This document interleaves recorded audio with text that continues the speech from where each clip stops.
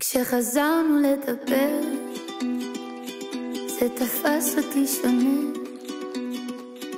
לא הצלחתי להבין איך זה זורם פתאום בקצב אחר, ואז הכל התחבר שהלבד הזה חשוב, ושנמצא את המצפן ולא נלך עם עצמנו לאיבוד.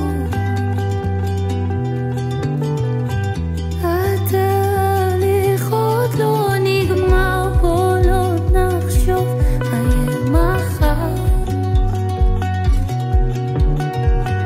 אני יודעת שזה מפחיד, אבל אני אהיה פה לתמיד.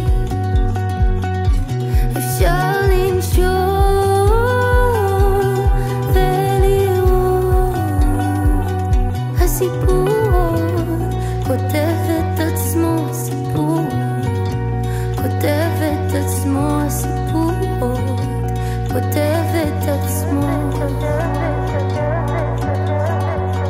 בוא נהיה חזקים, יש אלוהים שמכווין, לא חייב להבין מה הכל אומר, אם ננסה חזק זה יתפוצץ בפנים, יש הרבה מה לגלות.